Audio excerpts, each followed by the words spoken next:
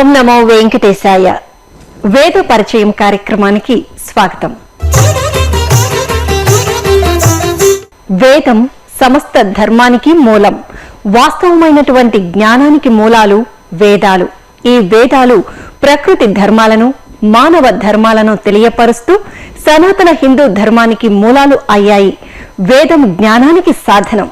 ఊహల కందని అనేక విషయాలను ఈ వేదాలు జగతికి తెలియజెప్పాయి. నక్షత్రాలను గురించి వేదాలు తేట తెల్లంగా వివరించాయి. వేదం సమస్త ధర్మానికి మూలం. వాస్తవమైనటువంటి జ్ఞానానికి మూలాలు వేదాలు. ఈ వేదాలు ప్రకృతి ధర్మాలను, మానవ ధర్మాలను తెలియపరుస్తూ సనాతన హిందూ ధర్మానికి మూలాలు అయ్యాయి. వేద శబ్ద పరిరక్షణకు, వేదవాంగ్మయ ప్రచారానికి మన మహర్షులు కొన్ని నిర్దిష్టమైన పద్ధతులను ప్రవేశపెట్టారు. వేదమంత్రాలను పఠించే సమయంలో స్వరం చాలా ప్రధానమైనది. యదేవాద్భ్యః అన్నం జాయతే తదవరుంధే తాసు బ్రహ్మౌదనం పచతి. నిజానికి వేదానికి ప్రాణం స్వరమే. గురుకుల వ్యవస్థలో వేదాలను మౌఖిక పద్ధతిలో అధ్యయనం చేయించేవారు. అక్కడ మంత్రాలను గురువు ఉచ్చరించిన విధంగానే శిష్యుడు కూడా అదే స్వరంతో ఉచ్చరించాలి. హారనీహార పటీర కర్పూర ప్రభా ధగధగాయమాన. ఈ విధంగా తరతరాలుగా వేద శబ్దం పరిరక్షించబడి ఇప్పటి మన తరం వరకు చేరింది. ధర్మమే మూలంగా ఉండే జీవన విధానానికి ప్రత్యామ్నాయంగా ఇప్పటి తరం ధనంపై ఆకర్షితులవుతున్నారు. దీని మూలంగా వేద విద్య వెనకబడుతోంది. వేదాలను అధ్యయనం చేయించే గురువులు లభించటం లేదు. కొన్ని వేదాలను ఎక్కడో కొంతమంది పండితులు మాత్రమే చదవగలుగుతున్నారు. వీటన్నిటినీ సంరక్షించాలన్న తలంపుతో తిరుమల తిరుపతి దేవస్థానం అధికారులు గత 4 దశాబ్దాలుగా వేద విజ్ఞానం ఎదుర్కొంటున్న ప్రమాదాలను గుర్తించి వేద పాఠశాలలను పునరుద్ధరించడం వంటి కార్యక్రమాలు చేపట్టారు.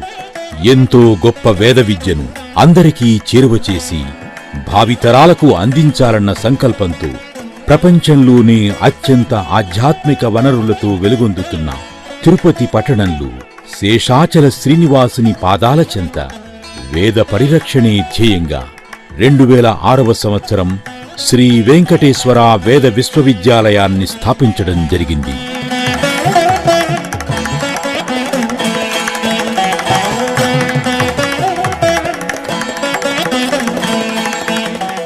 టిటిడి ఆర్థిక సాయంతో ఏర్పాటైన ఈ విశ్వవిద్యాలయం అంచెలంచెలుగా ఎదుగుతూ అభివృద్ధి బాటలో నడుస్తోంది. ఆహ్లాదకరమైన ప్రకృతి సోయగాల నడుమ మంచి మంచి భవనాలను ఏర్పాటు చేసి అనుభవజ్ఞులైన బోధనా సిబ్బందిని ఇక్కడ నియమించారు. చతుష్టయ్య ఆపో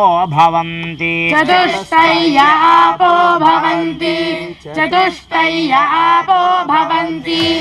ఆధ్యాత్మికమైన, సామాజికమైన అంశాలు తెలియజేస్తూ వేదం అంటే ఏమిటి, ఈ వేదంలో ఏమేమి ఉన్నాయి, వేదాన్ని శ్రవణం చేయటం వలన మనకు ఫలితం ఉందా, ఎన్ని భాగాలు ఈ వేదాలలో ఉన్నాయి, ఈ వేదాలను ఎలా నేర్చుకోవాలి, ఈ వేదాలు సమాజంలో మానవాళికి ఏ విధంగా ఉపయోగపడుతున్నాయి మొదలైన అన్ని విషయాలను సామాన్యులకు అర్థమయ్యే విధంగా వేద పరిచయం కార్యక్రమం మీకు తెలియజేస్తుంది.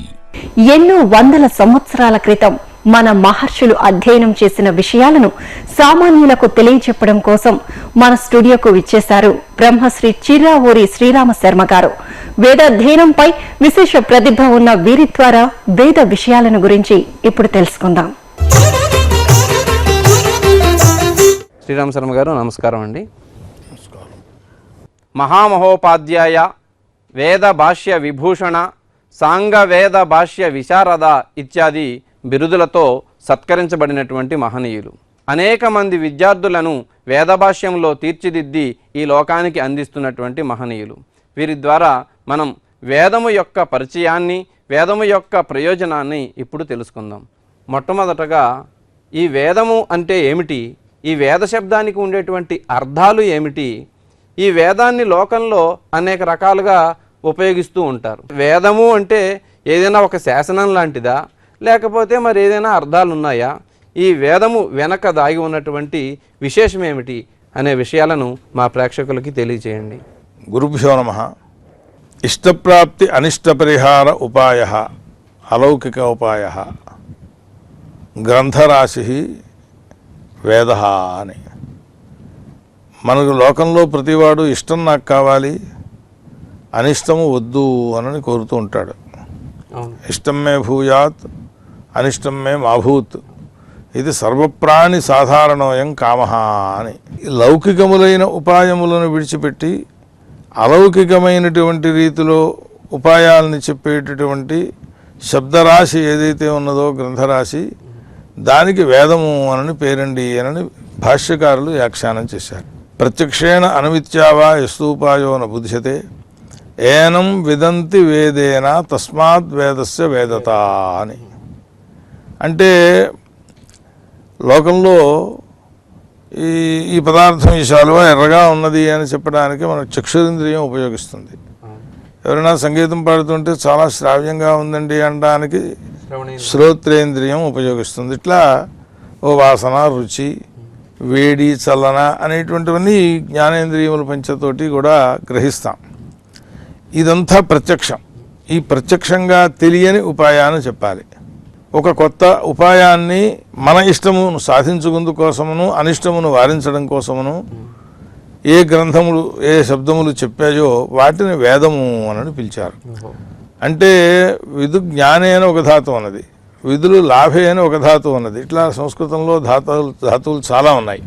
ఈ విధు అనేటటువంటి దాని చేత జ్ఞానం అర్థం చెబితే దీని చేత తెలుసుకుంటారు కనుక ఇది వేదము అని పేరు వచ్చింది. అలాగే మనకు కావలసినటువంటి పదార్థాలు ఏవైతే ఉన్నాయో వాటిని రకరకాలుగా పొందవచ్చు. డబ్బులు సంపాదించాలి అనుకుంటే దానికి ఒక కర్మ చెప్పబడింది వేదంలో. మౌద్గం చెరునిర్వపేతు శ్రీకామహ అని. పెసలతోటి చక్కగా అన్నం కిందే వండేసేసి పెసల్ని వాటితో యాగం చేస్తే ఐశ్వర్యం వస్తుంది అని ఉన్నది. పెసలతోటి చెరువు వండి, చెరువు అంటే అర్థం ఏమిటి, వార్చకుండా వండినటువంటి అన్నం. అట్లా వండితేనే అవుతుంది, కానీ మామూలుగా అన్నం వార్చేసేసి తయారు చేసి పెట్టాము అంటే అది మళ్ళీ చెరువు అనే శబ్దం చేత చెప్పకూడదు. అటువంటి పదార్థాన్ని హోమం చేస్తే నీకు ఐశ్వర్యం కలుగుతుంది అని చెప్పింది. ఇది ప్రత్యక్షంగా తెలిసేది కాదు, లేదా ప్రత్యక్షాన్ని బట్టి చెప్పేటువంటిది కాదు. దేనికైనా పోలికగా చెప్పి ఉపమానం చెబుదామంటే అది శక్యం కాదు. ఒక్క శబ్దం అనేటటువంటి వేద ప్రమాణం చేత మాత్రమే ఈ విషయం తెలుస్తుంది. ఇట్లా ప్రారంభించి అలౌకికములైన ఉపాయములు అంటే లోకములో సిద్ధించని ఉపాయములు. అయితే లోకంలో సిద్ధించే విషయాలను కూడా కొన్నింటిని చెప్పింది. తస్మాదశ్వస్త్రిభిస్తిష్టగుస్తిష్టతి తస్మాత్ చతురః పదః ప్రతిదధత్ఫలాయతే అని. జాత్యశ్వం నిలబడినప్పుడు 3 కాళ్ళ మీదే నిలబడుతుంది. ఒక కాలుని అలా పైకి ఎత్తినట్టుగా పెడుతుంది. మనం కూడా చూడండి, బస్ స్టాండ్లో ఎక్కువసేపు ఉంచవలసి వస్తే ఓ కాలు మీదే బరువు ఎక్కువ అని కాసేపు, తర్వాత మళ్ళీ ఈ కాలు మీద అని ఇలా తంటాలు పడుతూ ఉంటాం కొంచెం ఆలస్యం అయితే. 2 కాళ్ళ మీద నిలబడితే కానీ నిలబడలేని మాట వాస్తవమే. అది కూడా వేదమే చెప్పింది. ద్విపాద్యజమానః ప్రతిష్ఠిత్యయి అని. అక్కడ 2 పనులు ఏవో చేయాదో 2 వస్తువులు ఏదో అక్కడ చెప్పినప్పుడల్లా ఈ ద్వత్వం వల్ల ప్రయోజనం ఏంటంటే 2 కాళ్ళతోటి యజమాని నిలబడతాడు కనుక స్థిరంగా నిలబడగలిగిన వాడు ఉండగలిగిన వాడు అవుతాడు అని చెప్పడం కోసం. కానీ వస్తుతః 2 కాళ్ళ మీద బరువా అంటూ చాలాసేపు ఉండం. కానీ గుర్రం జాత్యశ్వం అది పడుకుని నిద్రపోదు, నిలబడే నిద్రపోతుంది.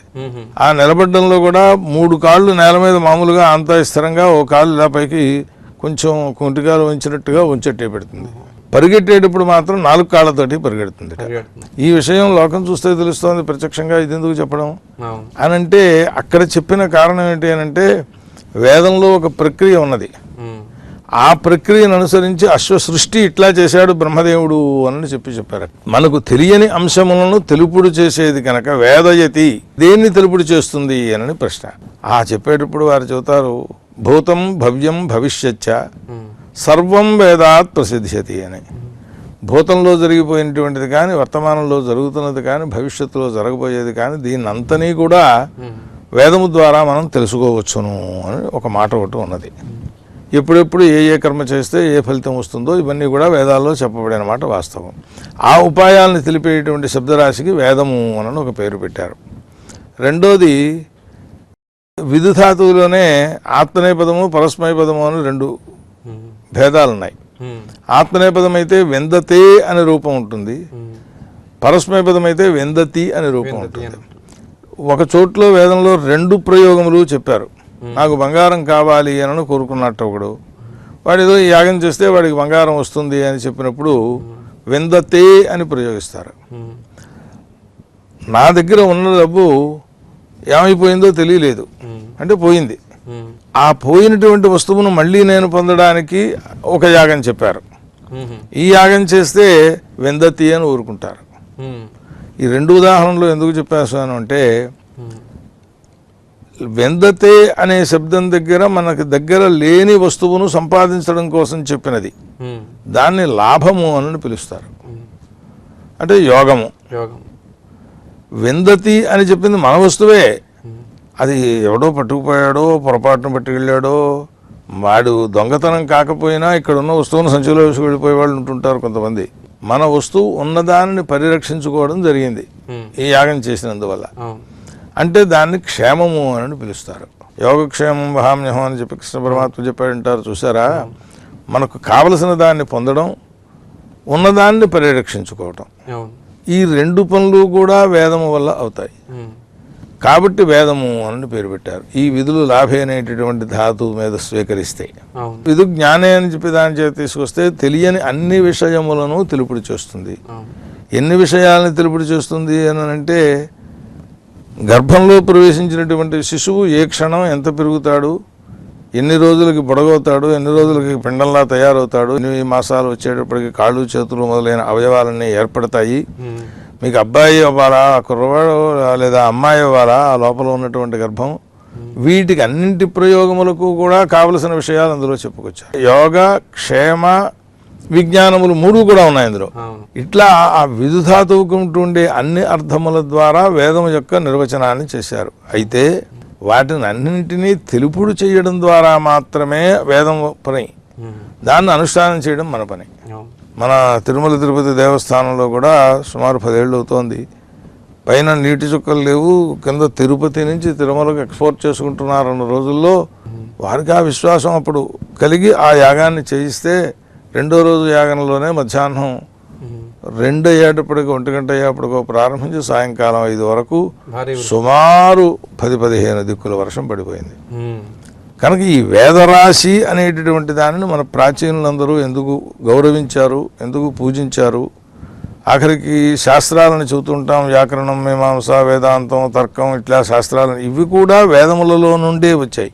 ప్రపంచంలో ఉండే సర్వ విజ్ఞానాన్ని అందించగలిగినటువంటి గ్రంథ స్వరూపం, శబ్ద స్వరూపము వేదము అని దానికి పేరు పెట్టారు, దాన్ని గౌరవించారు. వేదం దగ్గర వచ్చే ప్రత్యేకత ఏమిటి అంటే, అందులో చెప్పబడినటువంటి అంశములన్నింటినీ యథావిధిగా ఆచరించగలిగితే చాలా సంతోషం. కానీ యథావిధిగా అన్ని కాలముల యందు ఆచరించగలిగిన శక్తి ఉంటుందా ముందు ప్రశ్న. 4 గంటలకు లేచి సూర్యోదయానికి ముందే కాలకృత్యాలు తీర్చుకుని స్నానం చేసి సంధ్యావందనం ప్రారంభించి సూర్యుడు ఉదయించేదాకా గాయత్రి జపం చేసి ఆ తర్వాత ఉపస్థానం చెప్పాను, ఇట్లా ఫార్ములా ఉంది దానికి. అయితే అవేమీ ఆచరించలేదు. మనం ఆచరించకపోతే కూడా కేవలం దాన్ని అధ్యయనం చేసినందువల్ల, ఒకవేళ అధ్యయనం చేయకపోతే దాన్ని విన్నందువల్ల కూడా పుణ్యం ఉన్నది అని చెప్పారు. దానికి కొన్ని పాపాలు పోతాయి అని సంహిత త్రిస్సంహితామధీత్య అని 3 సార్లు ఆ సంహితలను పారాయణం చేస్తే వాళ్ళు చేసిన పాపాలు ఏవేవి పోతాయో అవి చెప్పారు.